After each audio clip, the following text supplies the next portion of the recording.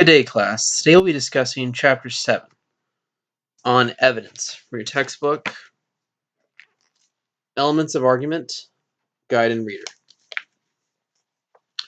I'll go over the page numbers as we go so you can follow along at home with your own textbook. So any questions you have, of course, email me, use the inbox on your Canvas tools. So if you have any questions that you can go over too quickly or want me to explain more detail, just please email me with your questions. All right, first turn your own textbooks to page 190. A key thing to look at regarding evidence is the writer's guide. These are just sections throughout the textbook, which give you different tips and suggestions to help you improve your writing. One important one this mentions on page 190 is to use a checklist to ensure your essay is versatile. What this means is whenever you include evidence in an essay, you want to make sure you appeal to the widest range of audiences as possible. To do that, you want to cover a variety of sources, not just rely on one or two sources to carry your whole weight of your essay's persuasive ability. Other things to keep in mind is also how you tie your evidence to your thesis statements. There's some examples of this on page 191, where it describes the sample thesis says, nuclear energy has a wide-ranging value proposition. Nuclear energy produces large amounts of electricity at industry-level reliability and efficiency levels, is affordable, and has forward price stability that will be important as our economy continues to bounce back, provides nearly 2/3 of all carbon-free electricity, maintains great stability through voltage support. These are all examples of evidence this person could tie into their thesis or reference in their introduction. So it shows that they're already establishing how their evidence is going to link to the main argument of their entire text. It's basically a preview of what's to come in the body paragraphs. Now turn to page 182 in your text, looking at statistics. Now, statistics to keep in mind, this is a good sample where it describes a crime rate and how it ties to unemployment and education in one neighborhood. This is a good example because it shows how the stats link to the larger argument. In this case, that limited access to education and legal jobs increased a crime rate and gang activity in the neighborhood that the author studied. So a good example of how the stats included are then explained for their context, not just thrown in there, but why they're there and how they make the argument stronger. It's on page 182. Next, turn to page 184 in your text. An important detail that's mentioned here is to try and determine the quality of your evidence. One way to do this is to then do some background investigation on the author. What's their credibility, how well versed or educated or they are in their topic, how they worked in this field before for very long, if they have any particular biases or affiliations that could possibly cause their evidence to be slanted one way or the other. These are all things to help you kind of know if the stats can be trusted. It's especially important political information when there's a clear advantage possibly to one side or the other with the stats that are being used.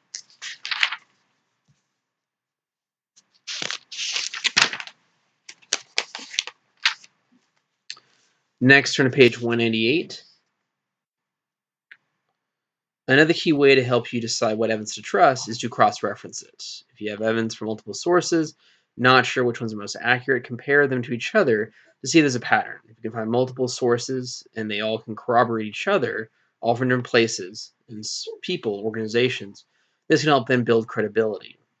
If you have one source that's an outlier, doesn't seem to match anything, then you have to use your own judgment to decide how much can be trusted, is it the more accurate one, and why. This will help you then know how to filter out your best evidence and practice trying to find the most reliable sources to build your own arguments from in an essay.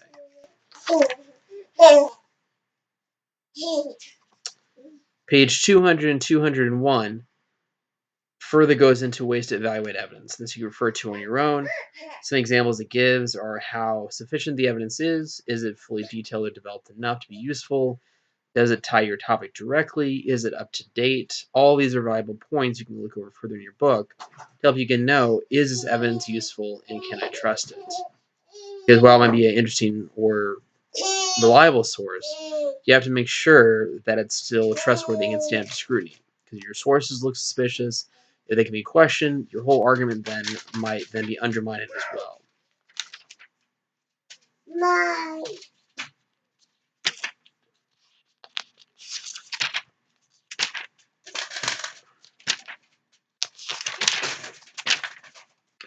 All right, turn ahead down to page 215, appeals to needs and values.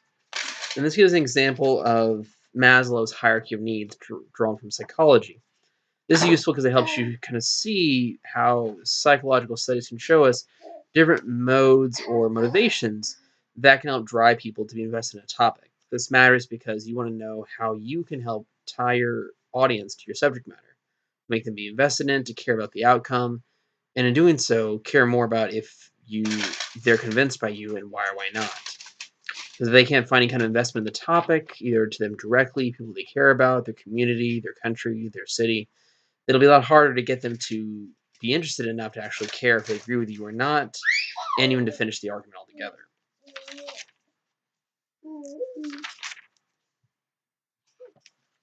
All right, next on the sample essay by Ronald M. Green, Building Babies from the Genes Up, on page 219.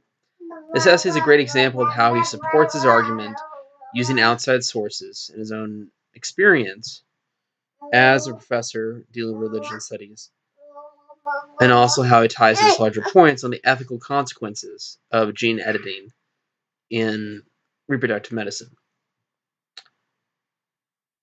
First thing he goes into in his introduction is on page 219, or his thesis rather, is that he ultimately states that gene therapy or editing before a child is born is overall positive advancement in science. It's a good example of how he uses ethics as the main part of his argument, makes a clear moral stance on the subject from the very start. This is important because any argument you make, you want to be clear in the position you're going to try and argue from. If your audience can't tell what position you're taking, or if you seem uncertain, it'll be hard for them to see how all the parts of your argument tie together. So one thing Green does, it makes a clear position supporting the science, and it can be investigated ethically and safely from the very start of his essay. And he goes on to page 220.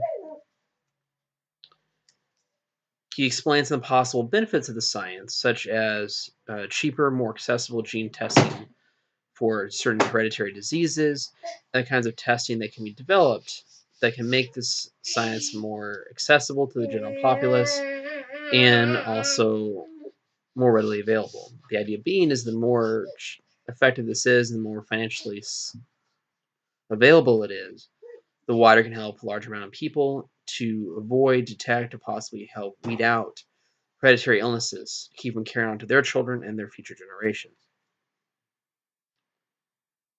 He gives one clear example, such as helping to then detect and try and reduce obesity.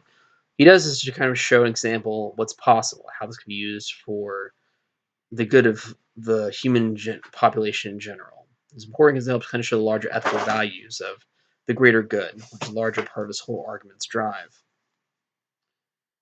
He then goes on to different ways or how he can address concerns people have about this science and how they can each be responded to in distinct evidence points he provides. First one he goes through is on page 220. He explains some of the fear people have. Is that technology will be abused? And he references the 1987 science fiction film Gattaca, where gene editing created two types of people, genetic elites and the underclass, who were considered then weaker or inferior because they were not engineered. So he gives us an example of how science fiction plays in these fears and kind of shows the worst case scenario people fear will happen if this science becomes more mainstream and more widely used. He goes into examples how people have fear that parents will pressure their kids to live with their expectations to fit certain gene editing they've created for them before they've been born, and this will then help undermine or corrupt the parent-child relationship. So he goes to a lot of examples of the ethical concerns tied to this science that people have, and one reason why they're concerned about this kind of science going forward. He then goes on page 221, and he gives a personal example of a poll he took in one of his classes, showing how many of the people that were tested actually saw the science as positive and would see it responsibly used. He includes this to try and show how, even his own experience, he's rarely come across students who aren't looking at this in a cautious way or pursue it with responsibility. He also points at examples to kind of quell any fears about this on page 221. He suggests that parents' love can overcome genetics, which he shows already happens now with people that have children born with deformities or disabilities. He shows that parents help shape who their children are by how they're raised and nurtured, not just their genetics. So the whole fear that people are predestined to be a certain way by genetics, he argues, is not true already right now. He also goes on that actually reducing illnesses or common problems like obesity and dyslexia through gene editing could help make people more equal. By taking away these disadvantages, people then could compete more effectively against each other to succeed. He ends his essay on page 222 with further outside support, referencing past Pope had supported genetic editing for disease prevention, showing that even religious leaders had supported this idea of using science to prevent or reduce illnesses as a positive ethical motive. He does this kind of build credibility and show other ethical sources support or see this potential good in this science and don't just see it as something to be feared. He lastly ends his essay on page 222 by restating his main argument that gene editing should be pursued cautiously, but should not be ignored and should be continued to reap all the good benefits that can come from it. So he then reaffirms this essay is largely ethically based. Most of his sources or responses are ethically and logically driven to try and support his argument and show why the science is safer than people might give it credit for.